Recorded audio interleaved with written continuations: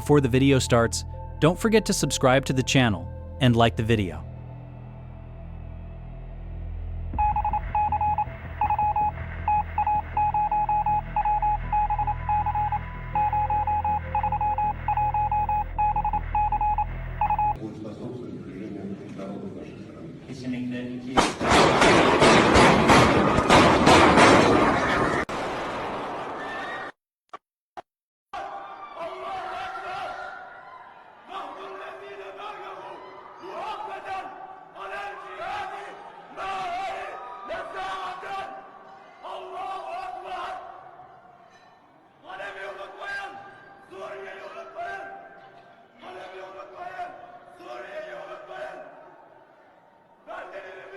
Güvende olmadıkça sizler güvenliği kazanmayacaksınız.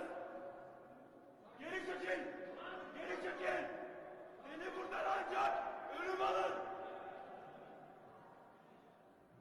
Bu zulümde payı olan kim varsa hepsi tek tek hesap. Okay, wait a moment. Let's rewind the story to the very beginning to understand how this assassination happened. Now we need to focus on a very critical point here: the attack on Aleppo. Understanding this assassination requires going back to this event. According to Russia, there were several main reasons behind the attack on Aleppo. The first reason was to prevent the collapse of the Assad regime. Moscow argued that if the Syrian government completely collapsed, the power vacuum would likely be filled by radical groups such as Al-Qaeda, ISIS, and similar organizations. At the time, Vladimir Putin clearly stated this in a speech at the United Nations. The collapse of Syria's official institutions would strengthen terrorists. Therefore, state institutions must be strengthened. The second reason was to protect an allied government and Russia's military interests in the region. Russia had an important naval base in Tartus, Syria. Moscow believed that the West was planning a regime change in Syria, and if that happened, Russia feared losing both its influence in the region and its military presence there. The third reason was the threat of terrorism. According to Russian security institutions, the war in Syria had attracted thousands of radical militants, particularly from the North Caucasus. Moscow feared that these individuals could eventually return to Russia and carry out attacks. Another important claim was that groups in eastern Aleppo were terrorist organizations. Russian Foreign Minister Sergei Lavrov stated that a large part of Aleppo was under the control of groups such as the Al-Nusra Front. And he said, if a city is occupied by illegal armed groups, you must strike them. Senior Russian officials also made various statements about the operation. Foreign Minister Sergei Lavrov said that the purpose of the Aleppo operation was to eliminate terrorist groups and restore Syria's sovereignty. Defense Minister Sergei Shoigu stated that during the operation, humanitarian pauses were sometimes declared and that the bombardment was temporarily halted so civilians could leave the city.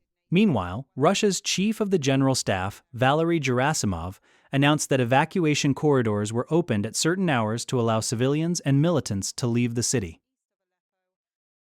However, the images coming from the war presented a very different picture to the world. Scenes of destruction from Aleppo triggered a wave of outrage across social media and international news outlets. In Turkey, protests were being organized against Russia's role in Syria. And this anger would erupt in an unexpected way in Ankara just a few days later. On the evening of December 19, 2016, at an art gallery in Ankara, Russian Ambassador Andrei Karlov was delivering a speech during the opening of a photography exhibition. The room was silent, but among the crowd stood a young man in a black suit, a man who within seconds was about to carry out an attack that would be remembered in world history. The attacker, Mevlut Mert Altintas, was still inside the hall.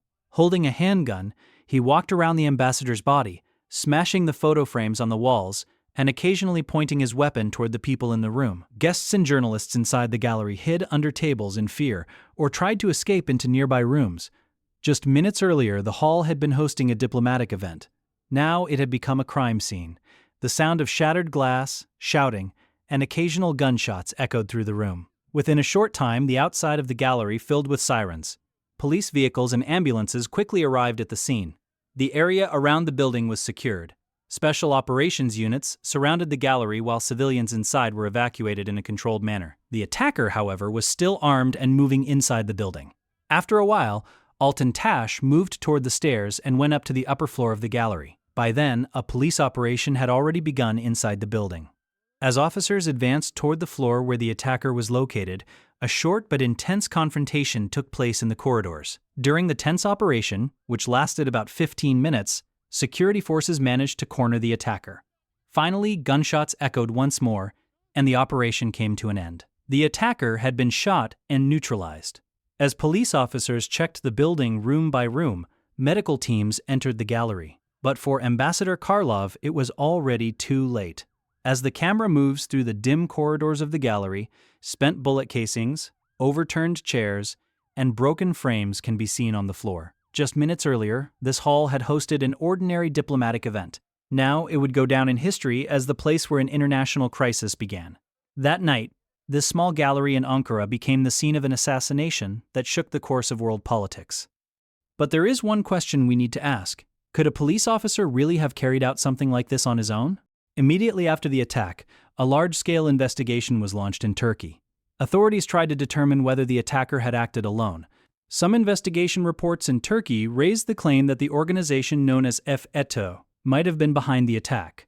The attacker's background, connections, and social circle were examined in detail, and some of his relatives and acquaintances were taken into custody. However, there was another dimension to the incident. The words Altintas shouted during the attack drew particular attention. Shouting, "Don't forget Aleppo, don't forget Syria," the attacker was clearly referring to Russia's military operations in Syria. At that time, Russia's bombardments in Aleppo had sparked intense debate around the world.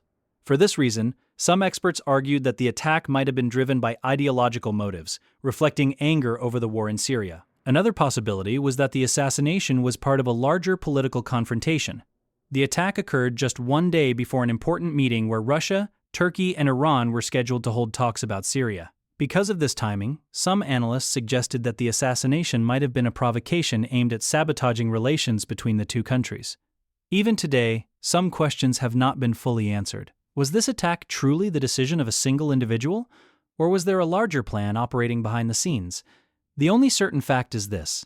Within just a few minutes, that small art gallery in Ankara had become the scene of an assassination that shook international diplomacy. If you liked the video, don't forget to like it, subscribe to the channel, and share your thoughts in the comments.